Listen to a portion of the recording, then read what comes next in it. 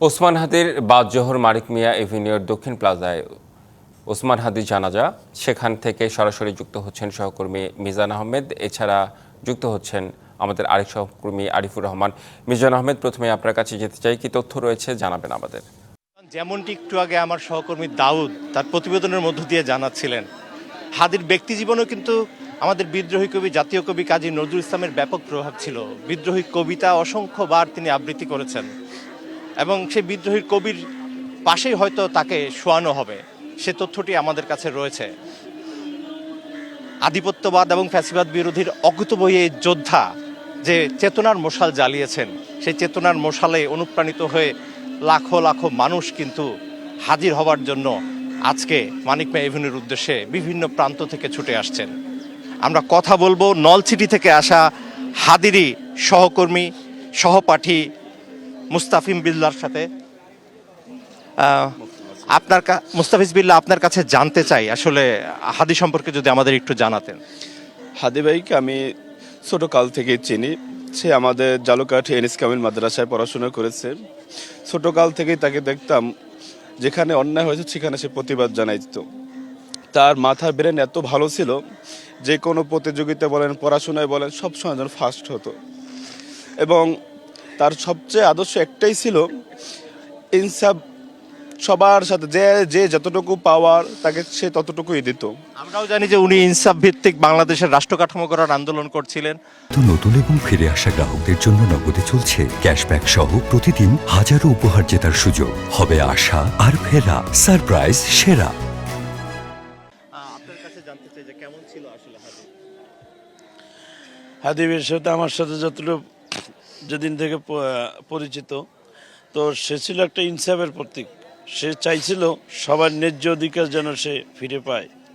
সে ছোটকাল থেকেই ছিল এক তুক্ষর ব্রেন্টের অধিকারী। তার মা বাবার অনেক আদরের। তার যে অপরতা, এটা জাতি কবি পুরস্কার জানি না, হাদি কিন্তু দিন দিন জন্মায় না। হাদি যুগের পর একজন হাদি জন্মায়। তার এই অপূর্ণতা জাতি কবে আবার পাবে? জানি যে তার এই অপূর্ণতা পূর্ণ হবে না, কণ্ঠ রোধ হয়ে আসছে আবেগে। আমরা আরো একজনের কাছ থেকে শুনতে চাই, যিনিও এসেছেন নলছিটি থেকে। জি, হাদি ভাই আসলে তার ইচ্ছা ছিল সেই ইনসাফ নিয়ে হাসতে হাসতে তার মাবুদের কাছে চলে যাবে। তার সেই তামান্না আল্লাহ তাআলা কবুল করেছে।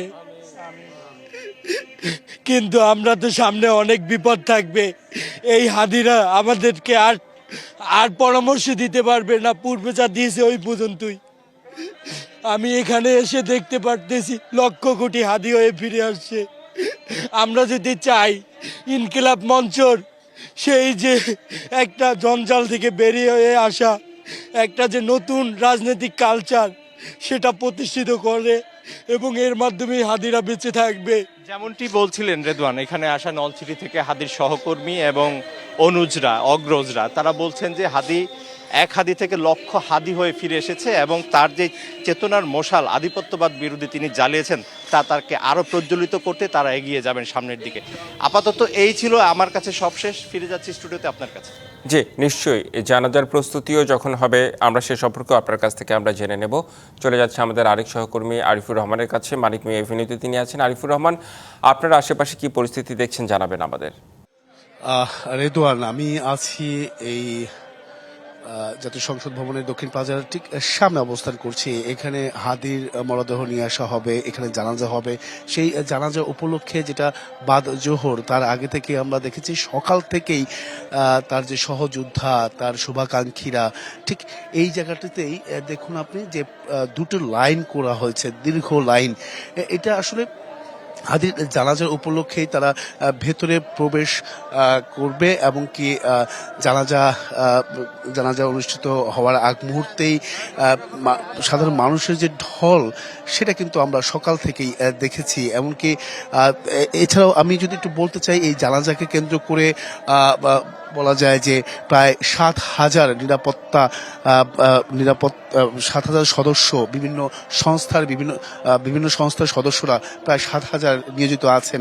বিশেষ করে আমি যদি বলতে চাই, আনসার সদস্য 1600, এমনকি পুলিশ প্রায় 1,000-এর মতো সদস্য রয়েছেন যারা নাকি বডি অন ক্যামেরায় তারা ডিউটি পালন করবেন। এছাড়াও সেনাবাহিনী, বিজিবি, এপিএন সহ বিভিন্ন সংস্থার বাহিনীরা কিন্তু সদস্যরা তারা কিন্তু নিরাপত্তার জোরদার করে রেখেছে। এছাড়াও সাদা পোশাকধারী গোয়েন্দা সংস্থার তারাও কিন্তু এখানে নিরাপত্তা ব্যবস্থা জোরদারে নিয়োজিত রয়েছেন। এছাড়াও আমরা যদি একটু এখন পর্যন্ত ভেতরে প্রবেশ করতে দেয়নি, তবে কিছুক্ষণের মধ্যে হয়তোবা এই দক্ষিণ গেট দিয়ে ভেতরে সংসদ ভবনের ভেতরে প্রবেশ করানো হবে। এমনকি এখানে অনেকেই এসেছেন, বিভিন্ন দেশের বিভিন্ন প্রান্ত থেকে তারা এসেছেন।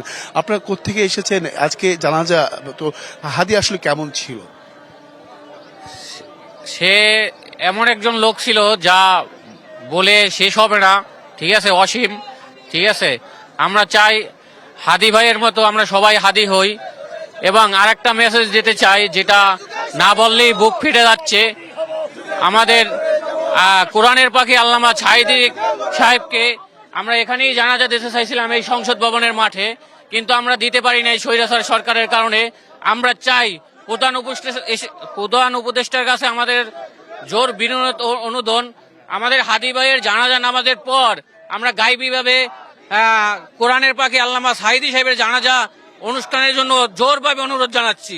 আমাদের আমি একটু জানতে চাই যে আজকে জানাজা অনুষ্ঠিত হবে, কোত্থেকে এসেছেন? আমি এসেছি ব্রাহ্মণবাড়িয়া থেকে। সকালবেলা ভোর সকালে ট্রেনে উঠে আমি ঢাকাতে এসেছি খালি হাদি ভাইয়ের জানাজাতে উপস্থিত হওয়ার জন্য। এখানে শুধুমাত্র রাজধানীবাসী নয়, দেশের বিভিন্ন প্রান্ত থেকে তারা কিন্তু গতকাল রাতেই এই ঢাকায় অবস্থান করছেন একমাত্র এই জানাজা অংশ নেওয়ার জন্য। এক্ষেত্রে অনেকেই আছেন। আপনারা কোত্থেকে এসেছেন? আমরা এসেছি নারায়ণগঞ্জ থেকে। আমরা যদি পারতাম তাহলে সারা রাতে এখানে অবস্থান করতাম, কিন্তু আমাদের পড়ালেখা আছে, এই জন্য আমরা ওই রাত পর্যন্ত অপেক্ষা করতে পারিনি। সকাল হওয়ার পরেই রওনা দিয়ে ফেলেছি। হাদি কেমন ছিলেন? হাদি আমাদের বাংলাদেশের ইতিহাসে শ্রেষ্ঠ একজন ভারতে আগ্রাসন আধিপত্য বিরোধী একজন শ্রেষ্ঠ সন্তান। হাদিকে হারিয়ে আমরা অত্যন্ত মর্মাহত, এবং একথাও বলছি যে বাংলাদেশের ইতিহাসে সর্বোচ্চ জানাজা মনে হয় আজকে আমার এই হাদি ভাইয়েরই জানাজা হতে যাচ্ছে। সেই বিষয়টাও দেখছি সকাল থেকেই আপনাদের যে ঢল নেমেছে, ব্যাপকভাবে আসলে ঢল নেমেছে। জি, এমন দেশপ্রেমিক হাদি 100 বছরে একজন তৈরি হবে না, কিন্তু এই হাদির ইনসাফের যে রাজনীতি, ইনসাফ প্রতিষ্ঠার যে রাজনীতি করেছেন, আমরা সেটা প্রতিষ্ঠা করতে চাই ইনশাআল্লাহ।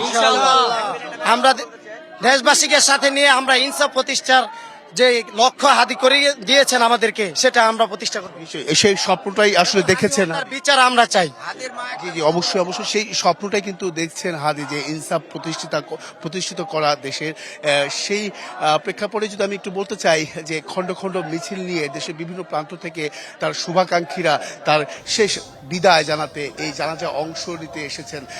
সেটা আসলে কতক্ষণে নাগাদ তাদেরকে ভেতরে প্রবেশ করানো হবে, সেই বিষয়টা আসলে একটু অপেক্ষা করতে হবে, দেখতে হবে। তো এই ছিল রেদন, এখান থেকে সব শেষ। যে নিশ্চয়ই সেই বিষয়টিও জেনে নিতে চাই আপনার কাছ থেকে। আরিফ, ধন্যবাদ আপনাকে।